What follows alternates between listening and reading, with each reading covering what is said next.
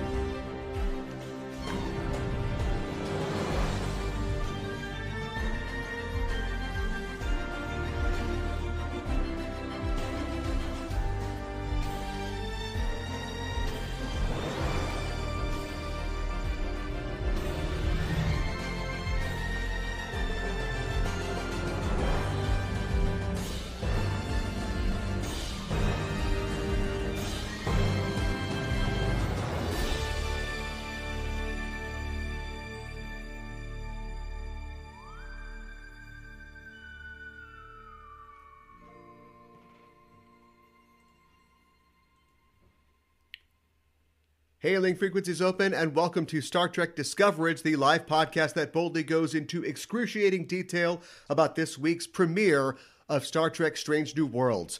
I'm your host, Aaron Coker, aka Caliban, and it's the day Kylie 279 stood still. Joining me on the show, as usual, is my co-host. She's also the co-host of the Generations Geek podcast, a more or less family-friendly celebration of geekdom. It's Ella Pearson. Ella, welcome back to Discoverage. Thank you. Well, we're back. We're back again. Minutes later. Here we are. Not much going on. This is the part of the show where we talk about the news. But who are we kidding? The biggest news is that we've just seen the first episode of Star Trek Strange New Worlds, the new Star Trek series. It's an episode called Strange New Worlds. Yep, no, my notes are right. And we're here to talk all about it. But first, as always, a warning, listeners. We're setting a course for the spoiler zone, so be warned. We're glad you decided to join us, but if you haven't seen the episode, spoilers are incoming. The official synopsis for Strange New Worlds is, when one of Pike's officers goes missing while on a secret mission for Starfleet, Pike has to come out of self-imposed exile. He must navigate how to rescue his officer while struggling with what to do with the vision of the future that he's been given. The teleplay for the episode is by Akiva Goldsman, and the story is by Akiva Goldsman, Alex Kurtzman, and Jenny Lumet. And the episode is directed by Akiva Goldsman. So you got a hat trick there. There are 2 dates given for the episode, 2 star dates, 1739.12 and 2259.42. And as far as trivia about the series and about this specific episode, I think that we have to get right into it tonight. There are aspects of the production that we can talk about, and I definitely want to talk about the actors and their careers, but we can get into that over the coming weeks. I think we should just give our impressions of this new Star Trek series. What did you think about Strange New Worlds? I liked it a lot. I thought that I was really going to have, for lack of a better phrase, my shit rocked in a way that I didn't have it rocked. But I'm really excited for the rest of the season. I think I thought it was a very solid pilot. Frankly, today I was preparing myself. I was like, it's a pilot. Pilots are always hard. It's hard to do a first episode. And so I thought it was very, very good. Pilots I enjoyed myself. Hard. I don't know. What do you think? They are. Maybe I watch too much British TV as a BBC fan yourself. I always feel like British shows nail it. Whenever a new Doctor comes on, their first episode kills it. The first episode of Sherlock, perfect. And then we kind of get lost along the way. But interesting. I guess I'd never thought about American pilots like that. Really? Yeah. They're always bad. Well, Star Trek ones maybe are. Maybe that's true. Lots of pilots are iffy, You don't quite have a hold on. the story and the characters, and you're dipping your toe in. And in many, not anymore, yeah. but in the old days, it was, you know, a completely different sort of production. You know, you make it one TV show and then you make some more with maybe some other people. I think in degrees of shit rockedness, I am more shit rocked than you were. But I mean, I did have my shit rocked. Yeah. But not to the degree of shit rockedness that you were expecting. No. Well, I expected some tears, frankly. Okay. And they didn't come. Oh, okay. Okay. Oh, you're no, not Misty. This is a judgment by which I cannot hold myself to this standard because I do not cry.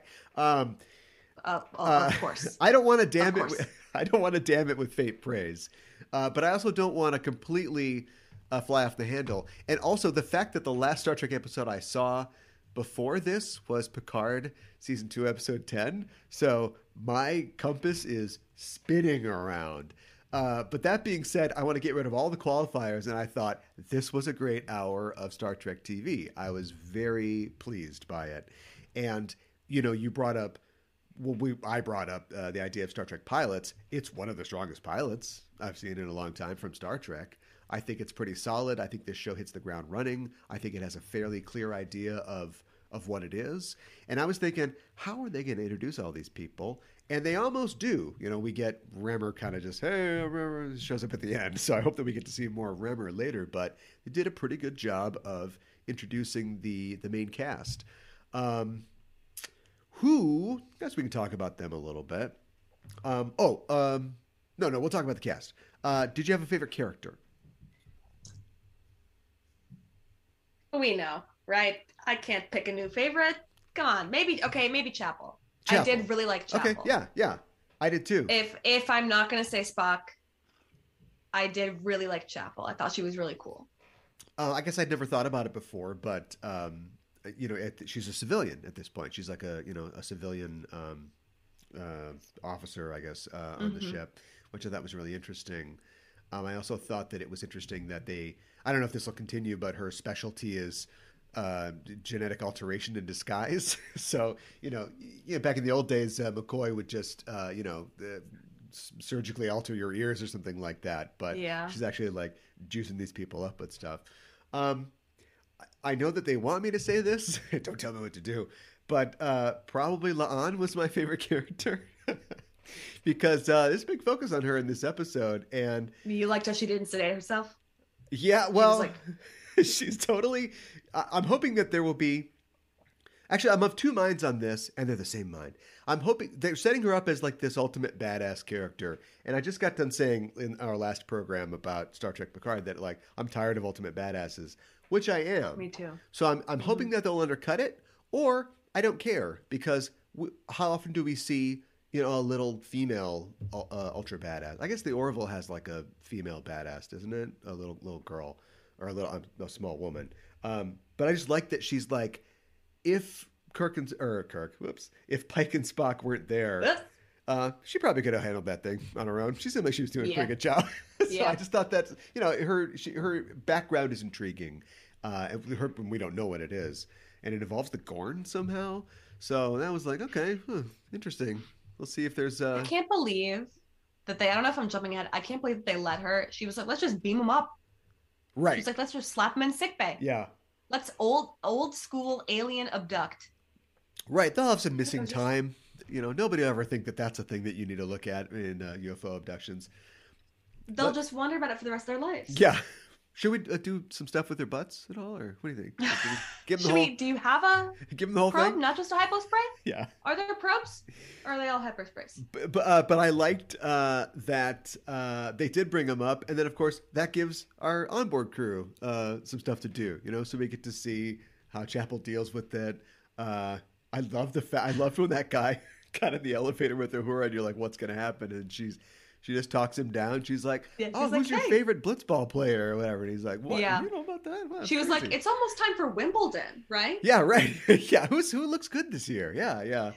That's just such an interesting... Is the prince going? Yeah, right. That's just an interesting way to deal with it rather than, Yeah. I also loved just how Chapel like didn't. I liked how neither of them ran after him immediately. She was just like, I get to chase after the guy, and he was like, yeah, I mean, he's out there, so go ahead. Yeah, and she's like, so excited. Got him. Yeah. I was like, you better. I was just thinking, I was like, they better be wiping his memory because he's sprinting through an alien spaceship. Right. And one of the aliens is chasing him with a big grin on her face. She's ecstatic. Yeah, with you holding a gun or something. So she's like, ha, here I come, right? I was like, yeah, I did really like her. She was fun. Yeah, luckily it turned out, it doesn't matter because our captain just pulled the ripcord on the entire affair. But he did. He said, never mind. Let's talk about Pike. It's funny because we often joke about how they always watch movies that are Paramount movies. Day the Earth Stood Still, a Fox movie, now a Disney movie. So Gort is a Disney princess, A, and B. It was interesting to see that, and obviously it ties into exactly what the plot is, but this combined with the kind of extended screed about 21st century politics is like shows both how the captain and I think how the show wants to deal with not only our history but also like the history of science fiction, in contrast to Picard, where somebody's like, oh, Picard, you got this book about Isaac Asimov's robots, and he's like, I don't like science fiction. Pike's just watching a movie, and his girlfriend's like, you watching this movie again? He's like, I like this movie. And later on, he's like, I know what the solution is. I'm Klaatu. So we're just going to do this. Bring the ship out. All right, everybody, check it out. We're aliens. So what are you going to do about it? Like, I thought that was really fascinating. If a little obvious, but steal from the best. Steal from Robert Wise, the director of Star Trek, the motion picture. I think it worked out a little better for him. Like, he was like, let's just tell him. Let's just show him the guy with the wacky ears and the bowl cut. Kirk would never do that. And the long sideburns. Well, Kirk would take every single act of the show and then maybe do that at the end. But yeah.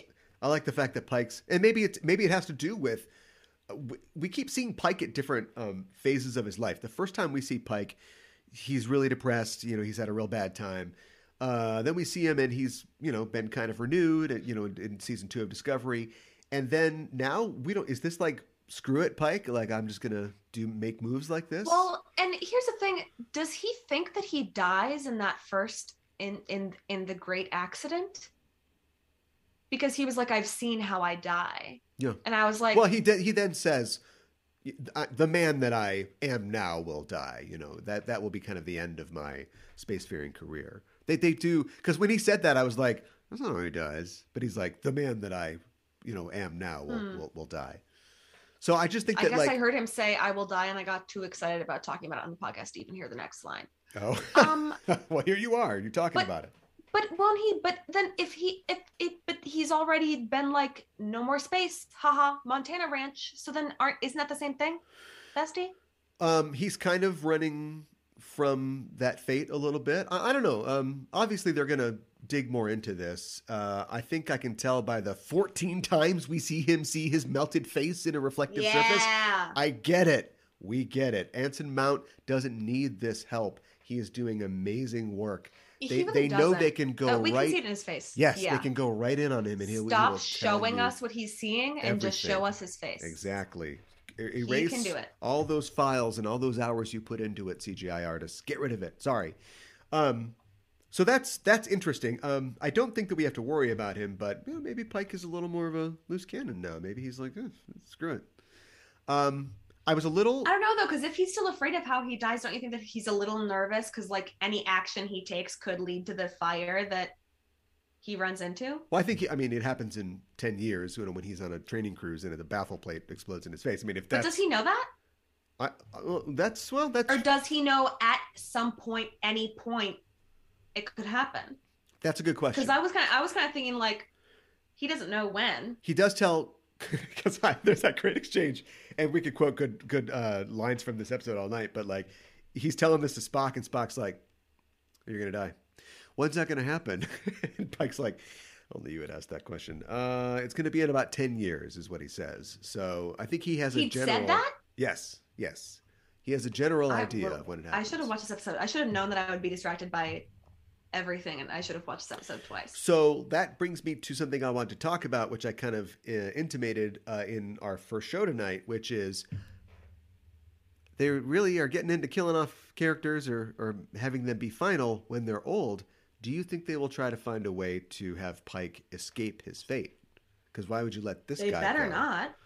Well, that's how I feel too. I think that it would mean less if they did, but you got this guy on the hook. You got Anson Mount on the hook. Keep him around. Well, here's the thing. I don't want to, we love Anson Mount. Sure.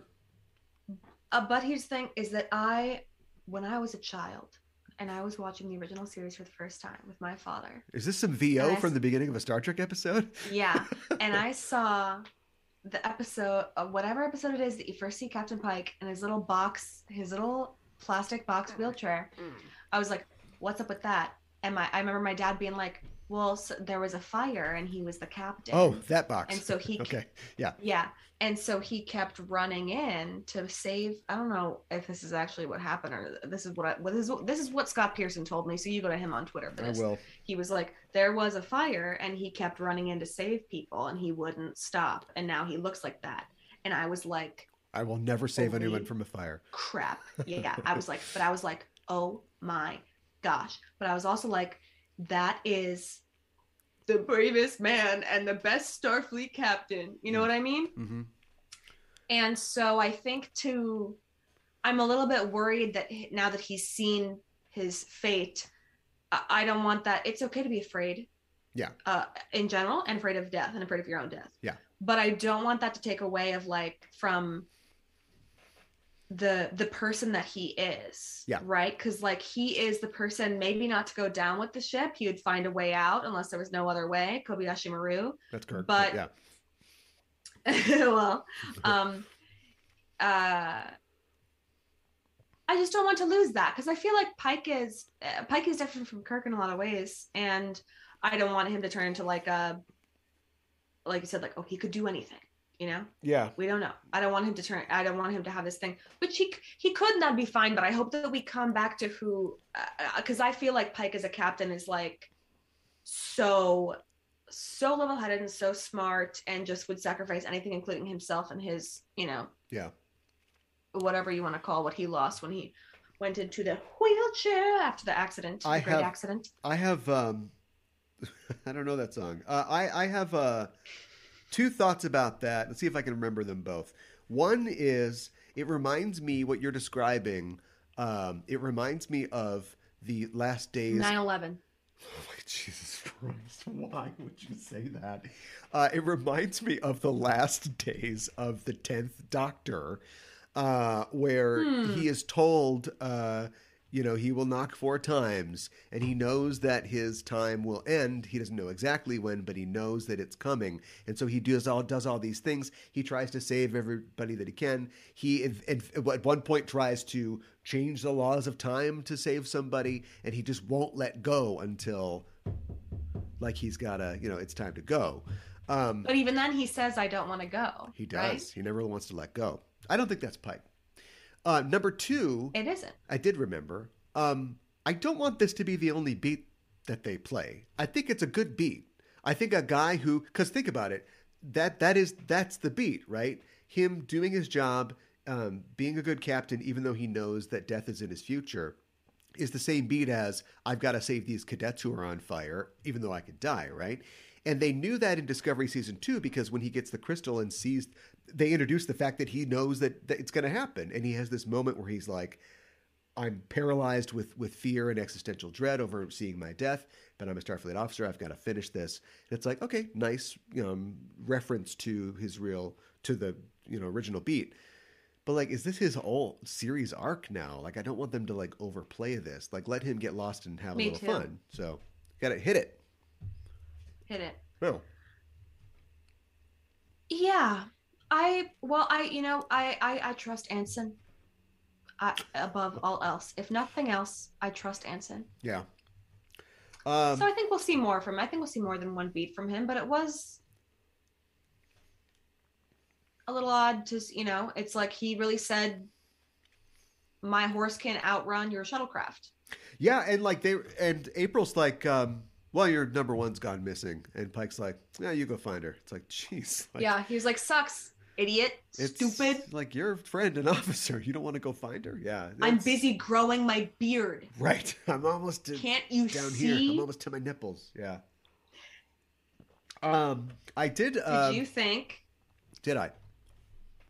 Did you think at the beginning of the episode that it was Una in the at his house? Oh.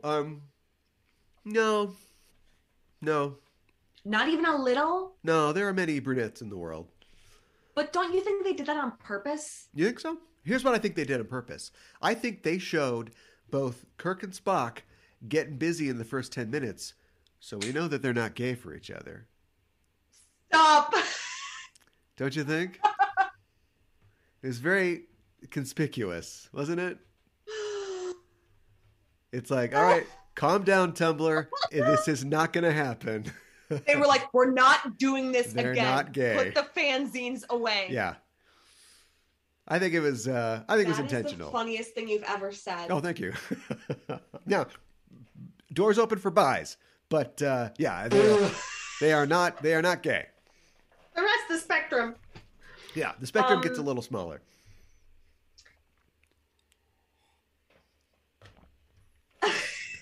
Should we talk about Spock? Yeah, let's go. That was. Can I just say that was the most intense Vulcan flirting I've ever seen. You know, that was almost like a heavy makeout scene between two Vulcans. Their little pub quiz. This is so much worse because I feel like before when I talked about getting secondhand embarrassment off of Saru flirting with the president, yeah, we were only audio, and now I have to be here on Twitch. Let me say this. For the first part of the episode, my roommate was sitting with me. Yeah. And when the situation began, she went, I was yelling, and then she was yelling, and then she said, "Is this normal?" And I said, "No." Not at all. It's not. The waiter comes over and is like, "No touching." Yeah. Well, and I screamed for the first time when they kissed because I was like, Mr. Spock, in the Vulcan Starbucks, Yeah. you're gonna mac on to Pring, and then at the same point I was like, I know that you're gonna leave. I know that you're gonna leave the planet, and you're macking on to Pring in the Starbucks. Yeah. Oh my God. Yeah. And she proposes to him. I don't know if that's a Vulcan tradition. I don't remember Because she's a girl boss. my Enterprise all that well, but so like that's all good. I mean, we don't really care about canon. I feel like they were like betrothed as children, but I don't know, maybe as adults you can make it more official. But it's interesting to launch this where whatever's been going on before, like Spock is clearly like. I don't know if it's his human side or just like his attraction to this woman, but he's into this at this point. I thought that scene was really, really cute. Yeah. Until I was a little stunned by the smooch. Yeah. Just because Vulcans, I was like, whoa. That waiter, if it was a waiter, that was really funny. Though he was like, could you do that somewhere else? We don't do that here. Yeah, yeah. Shuck. Yeah. Shook at the house. Hashtag shooketh.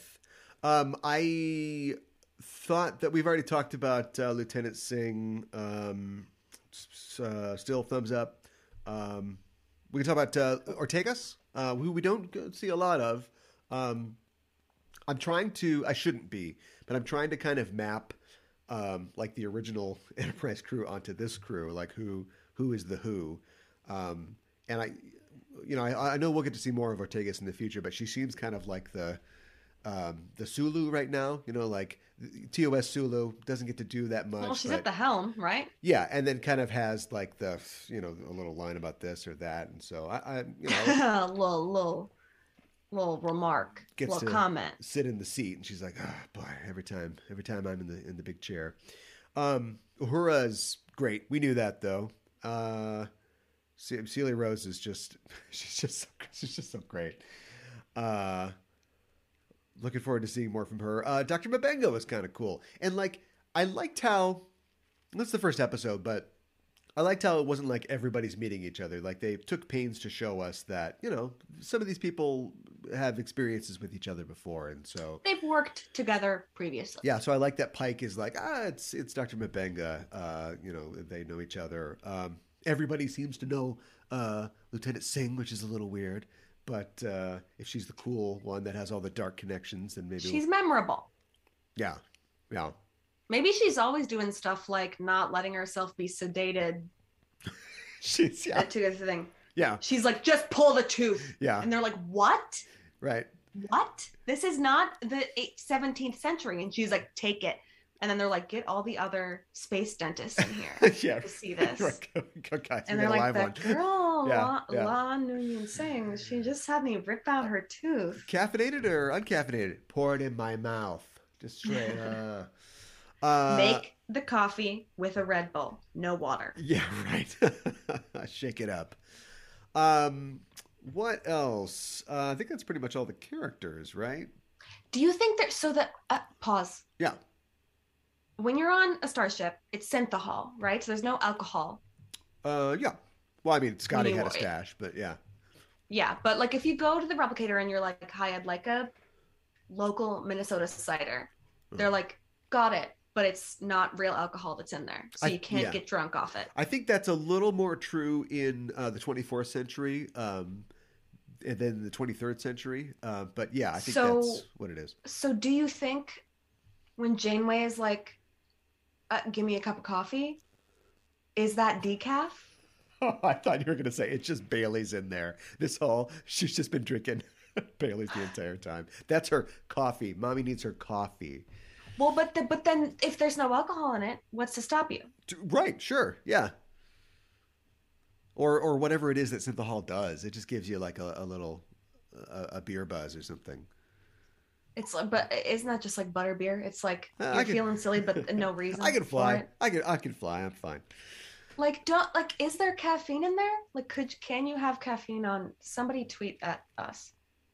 Me. When she comes in to the mess hall, the way that she looks at Neelix, this woman needs caffeine. So they must have caffeine in the future. But don't you think it's like if you drank a black decaf coffee, don't you think the taste of it alone would give you a little, what's the word? Oh, you're talking. When you have like a sugar pill and you think that it's a real. Placebo. Do you think it gives you a little bit of a, like, you know how if you tell someone, if you're like, oh, here's your gin and tonic, but it's just tonic, that then they start feeling it? So couldn't she just be like revived after that hot cup of Joe? Hot cup of decaf Joe? You're talking to a Norwegian, so I could never fall for that. But it's possible, yeah. I mean, that's why people drink Sanka or whatever, you know what's right? so funny about I'm the only Norwegian that can't drink coffee. My mom was like, a Norwegian man at work taught me how to drink boiling hot coffee through an ice cube. Held an ice cube between his teeth, sip, and I was like, I don't know what, I'm not that kind of Norwegian. Even I don't know what kind of Americanized Norwegian I am, but it's not that kind. Yeah. Well, both, because the Norwegians only got into coffee because they had their own. Now I don't have the word now. What is it when you don't do the alcohol? Prohibition.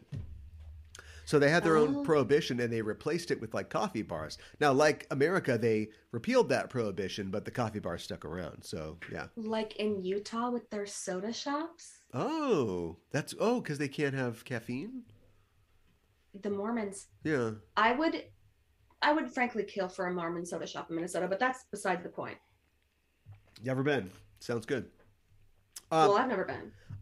The bridge, we've already seen it, but looks fantastic. And I especially like, maybe a little extra, but when they go to Red Alert, the Red Alert ground effects that come up, all the little tubular lights like turn red. It's like, oh, we're at Red Alert. But also ready to dance. Yeah, yeah. I was gonna say it's like a dorm room. It's like a yeah, yeah, right.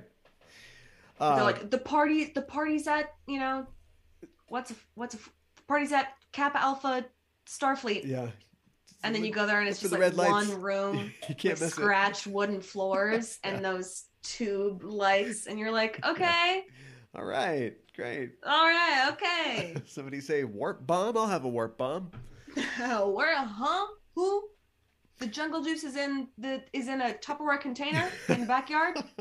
Yeah, buried in the backyard. I was a It's little in the ground.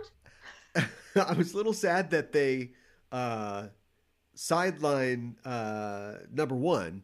I mean, she gets into the episode eventually, but we just start with Kirk and Spock and then sort of add her later. So I hope that we get more from her. I have heard from a reliable source who I won't out, so they don't get in trouble, but it's somebody that we both know who has seen the first 3 or 4 episodes, and they say they want more Una. There's not enough Una, so hopefully that interesting. That increases. 3 or 4 episodes. Here's somebody I didn't. Is it Dave Mack? I won't say. I won't say. Can't say. I don't know. I was joking. I learned not saying from David Mack, incidentally. Good keeper of secrets. Here's somebody I didn't expect to see. Mr. Kyle. Mr. Kyle is played by actor Andre Kim. I assume that's Mr. Kyle from the original series, right? Huh? Yeah, there's a Kyle. I gotta look up a picture. Look it up. Mr. Kyle? Yeah. He's running the transporter. Should I remember a Mr. Kyle from the original series? Oh, okay. Well, never mind. Yes, there was a Mr. Kyle in the original series. Frequently? He was one of Mr. Leslie, Mr. Kyle. He was one of those background guys that was never really they didn't really make it to the movies. I mean, they had cameos in the movies. Well, yeah, I was gonna say it looks like he made Commander, and he's in the movies. Yeah, he's in. Which one is Good he for in? him. I can't remember. Oh, Mr. Kyle, that's rough. That's rough. That's a hard time. He gets the pinch. Speaking of pinches, I liked when, of course, Lon takes control of the planet, and she's like, "Oh, I need my medicine. Oh, pinch." What? Pinch. It's His neck. His neck. I love when people make fun of Spock for being stupid, because he's the stupidest smart person that's ever been on TV. Yeah. He's so dumb. It's so great. He's like, huh? Yeah. It's like his neck. People are so, people are unpredictable. They don't act the way they're supposed to, according to Spock. He doesn't understand humans. He's like, is that a joke? Yeah. You're all ears? What did he say? This is, that's Captain, please. Captain. I'm in incredible pain right now. Yeah. That was so, I was like, that was very funny. I thought that was very funny. What did you think that worked? Yeah, I thought it worked. Sure. The captain, the pain is unbearable. Yeah. That he screams. I was like, oh, I thought it was funny. Anyways. Because it's cool, he's half human, it's okay. It's for these things to happen. He's not going to act exactly like, T'Pol would just literally suffer until she passed out, and they'd have to drag her on her face, out of there. But he's. But T'Pol specifically. Well, I just picked a full Vulcan. Yeah. Well, also, I think personality. T'Pol would, though. Yeah. Other full Vulcans, I think, might be all right. Something's happening. I'm done. I'm turning around. Yeah. I need an aspirin. Good night. Yes. Do you think that they can they nerve pinch themselves? Oh, okay. Because couldn't he have just been like, I predict this will, just a little. I cracked the code. I predict this will happen. Or you predicted this will happen. You didn't know it. Well, okay, so let's talk about the trekkiness of it all, and that is what this episode is trying to say. And there's a little thing and there's a big thing. And I think the little thing is the idea that we're dealing with the fallout, literally sometimes, from the end of Discovery Season 2, when they create this huge portal to the future, this 0 point. And it's kind of like a environmental kind of message, I think, because they did this. It wasn't really their fault, but it had to do with their technology, and it's kind of polluted this area of space. And so they've got specifically this planet who was affected by this. I mean, it didn't hurt their ecosphere, but it hurt their political ecosphere because it changed Because the they kind saw the of light. this balance of technology. Okay. Yeah. I guess I didn't think about it in through a pollution lens. I was just like, that sucks. But Sucks it had for to you. happen, right? It had to happen. Right, but all the time, on our planet, countries of the first world are doing things that affect countries of the third world or the global south, as we term it now. And we just go, well, there's nothing we can do about that. Oh, sorry. We needed those minerals or we needed that oil or something like that. I don't think that the characters are necessarily internalizing that problem in the way that I'm pointing out right now, but I think that it is something that you could take away from that. Like, sure, it's fun to go out here, but we're always trying to be careful. Remember, they don't have like a quote unquote codified prime directive at this point, but it's fun to go out here and we try to be careful, but sometimes we do things and like this happen. Now these two races are going to blow up their entire planet because of our interference.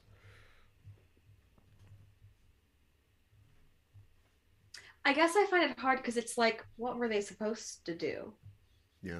You know? Well, it seems like they were trying to get on top of it too, because they did send Una and a team. I guess they just sort of like misunderestimated what their interference like, were they supposed to try and explode by where uninhabited planets? Like what? It's like I just don't. Who knows why Discovery season 2 ended the way that it does, or did? But yeah, maybe they couldn't pick where the point had to be. But they do try to get ahead of it also, by sending a team. Yeah. Yeah.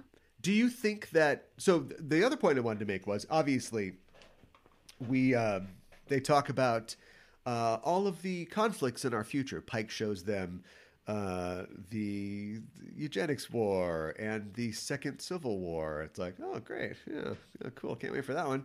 And World War III. And it is, I don't know. I think it's going to really piss off the kind of people that it tends to piss off. But it's really going to touch the people that it really touches, I think. I'm not sure that it's going to convert anybody, but I felt like it was I don't know if it's like, because with Star Trek, it's like, I think it's too easy for them to be like, this is fiction. Yeah. It's super sci-fi, it's not Star Trek alone in sci-fi that's like, oh, in the third Civil War, do you remember the USA, as they called it? And so I'm like, I don't know if it's going to alienate if viewers of Star Trek who,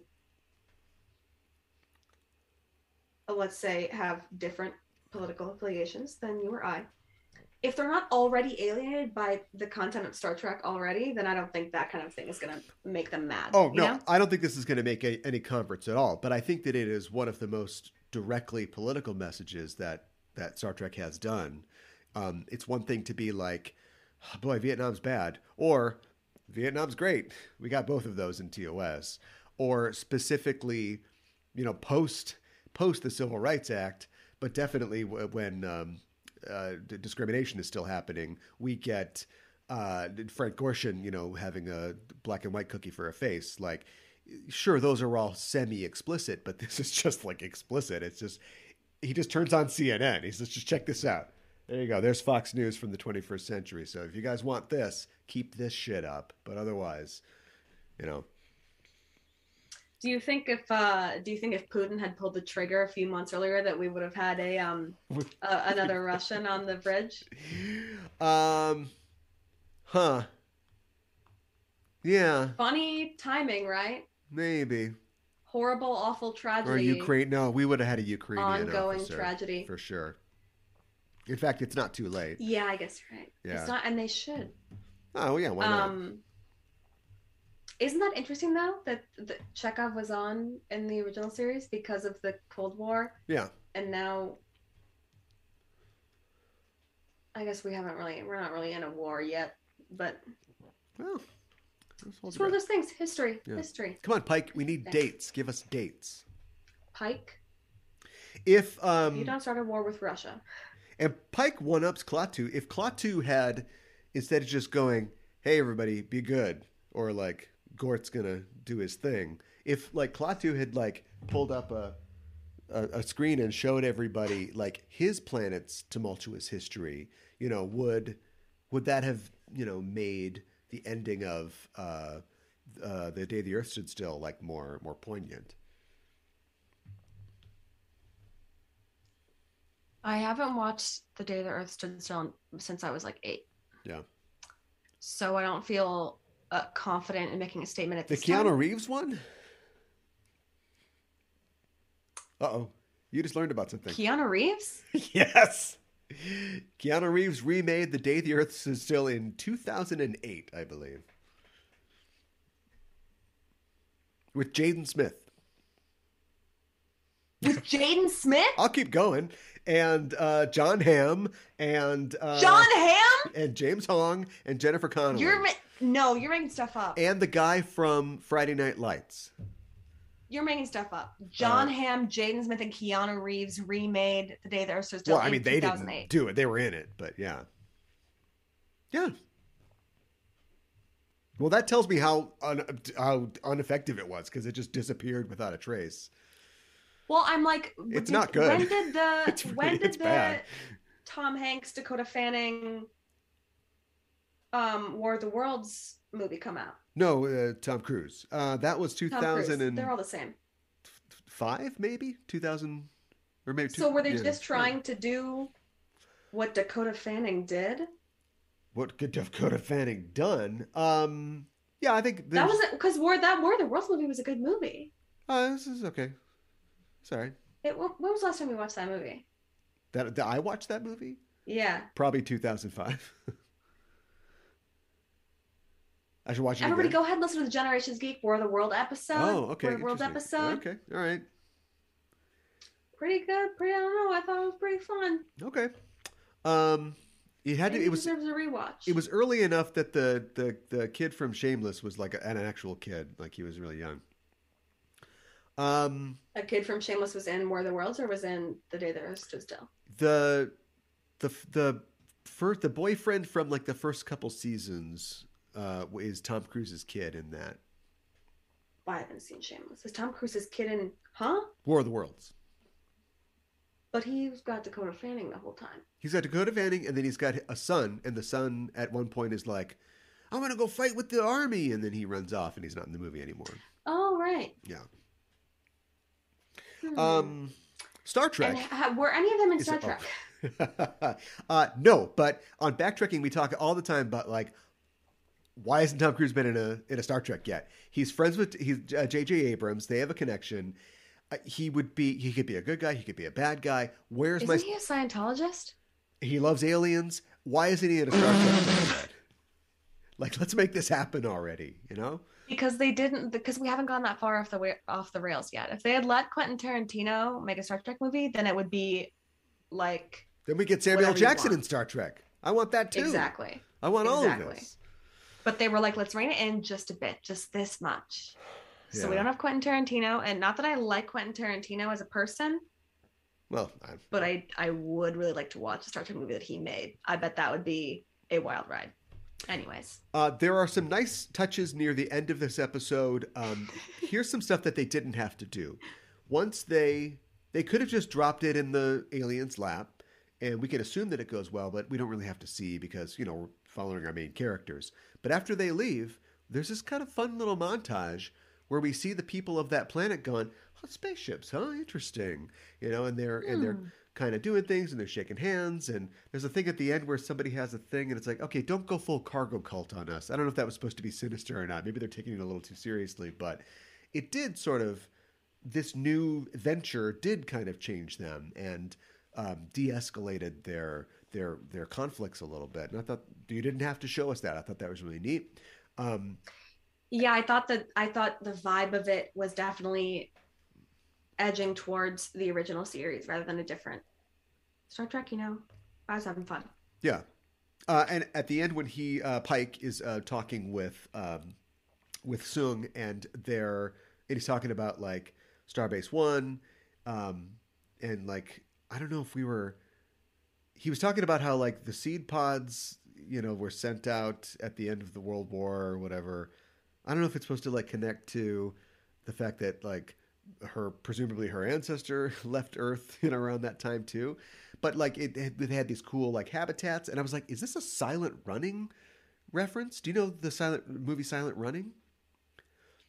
Bruce Dern, Douglas Trumbull directed this movie called Silent Running, which is about Bruce Dern and his little robots, Huey, Dewey, and Louie, and he lives on this ship that has the Earth's last forests. The entire Earth has been devastated by final stage capitalism, and they've put all the forests in space. And so he's waiting for the word that they can take the forest back and try to reseed the planet. But instead he gets the word that they're like, yeah, the Coca-Cola Corporation says, blow up the forests. And so instead he goes, no, and he like takes the forests and like tries to save them, and it goes great, as you can imagine. When was this movie made? 72. 72. Yeah. Wow. It was a big influence on Star Wars because of Trumbull, and Dykstra worked on it too. And I don't know, other stuff. Yeah. So put that in your Generations Geek and smoke it. And I should. And also, let's talk about the Wesley from this episode. We got Kirk, but it was Samuel Kirk. Wah, wah. Who was that? Who was that man? I don't know him. Right? So, who was that? It's Kirk's brother. Okay. I hate being like the history professor in this episode, but here we are. No, this is on me. Remember, you can call me a fake fan. Remember the episode Operation Annihilate from the first episode or season of TOS, where the flying egg Fu Youngs are killing everybody, right? Yeah. They go there because Kirk's brother and his family live there, and they get there too late, and Kirk's brother is dead, and it's just William Shatner with a mustache. Yeah. Okay. So, like, my question for you, I'm clocking this. Now that you're caught up, is thank you. Was all the stuff about Kirk like, is this their little swerve or joke, or will James Kirk appear in the future? Yeah, no, I think that Samuel was a juke for this episode because they wanted us to be like, they're bringing Kirk out right now. Oh, so this is just prolonging it. Yeah, okay, and then they want us to go blue shirt, mustache, Kirk. Blue shirt, mustache. I was just like, he got a mustache. He's going through a mustache phase. He could be. He totally could be. Something that I never thought before, and I don't think was ever canonized, is, well, clearly they're twin brothers, right? Like, Kirk has a twin brother. Obviously, they looked like each other, but he's on the ground. He's got a mustache. But, like, this is just the actor. One twin can't have a mustache if the other twin doesn't have a mustache. We all know that much. Simon and Simon. Wait a minute. I can do this. Come on. Another twin with a mustache. Come on. Where is it? No Mirror Universe jokes.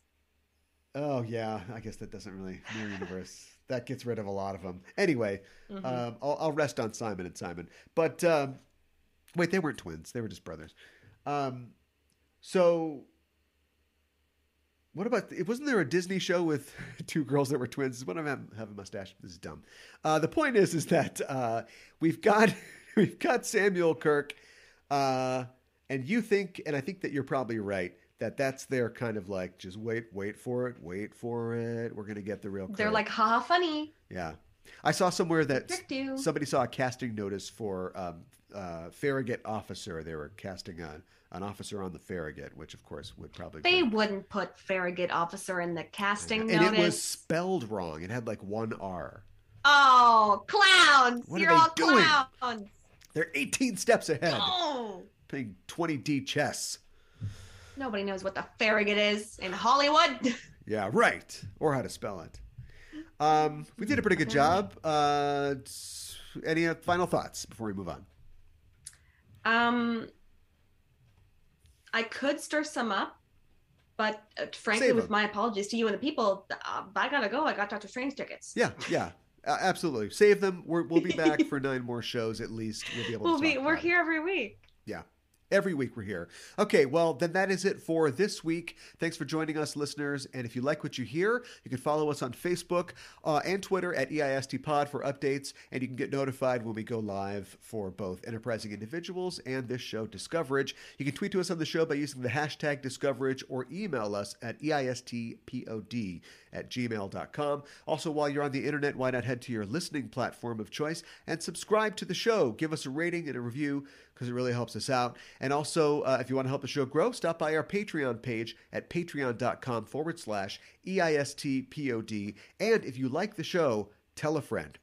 Discoverage will return next week on May 12th at 8 p.m. for the second episode of Star Trek Strange New Worlds' first season, an episode entitled Children of the Comet. Getting some real 50s drive-in movie vibes from that. We'll be here next Thursday to cover it. We'll be going live once again at 8 p.m. Central. So join us then. You can follow us on Twitter or Facebook at EISTPod to get notified when we are broadcasting. In the meantime, check out our main show, Enterprising Individuals, at enterprisingindividuals.com. Every week on the show, I and a special guest discuss in excruciating detail a film from the Star Trek franchise. We also have news from the Trek sphere and interviews with special guests. Our latest episode just dropped, and on it, I'm joined by Ben Harrison and Adam Pranica of the Greatest Generation podcast, and we have a fun and funny conversation about Star Trek 4, comedy in Star Trek, and their own work in the Trek podcasting space. And I wanted to mention quickly, you can hear that episode at enterprisingindividuals.com. But also, we have a new episode of Backtrekking this week. Backtrekking is a podcast where my co-host, Gooey Fame, and I look at the real-world inspirations behind your favorite episodes of Star Trek. And this week, we're talking about the TNG episode Elementary Dear Data and the Sherlock Holmes story that inspired both it and the character of Moriarty, the story The Final Problem. And I'm also, you can hear me try to convince him to continue watching the BBC Sherlock, at least up until the Reichenbach fall. He can kind of quit after that. You can find Backtrekking on Twitter at Backtrekking or wherever you get your podcasts. Ella, thanks as always for joining me to talk about tonight's episode of Strange New Worlds and remind people where they can find you online. Thank you.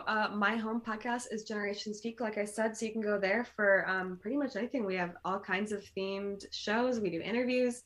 And like I said earlier, we have a War of the Worlds show where we go through the book, the movies, the musical, everything. So tune in. All right. I must have heard that one before, but I got to go back and check that out. So you can find me at KA1IBAN on Twitter and all the shows on the Just Enough Trope network at Just Enough Trope on Twitter. And that is it for us this week. We are signing off until next week. And until then, this is Aaron. Wow, this is Aaron for Ella saying, live long and prosper.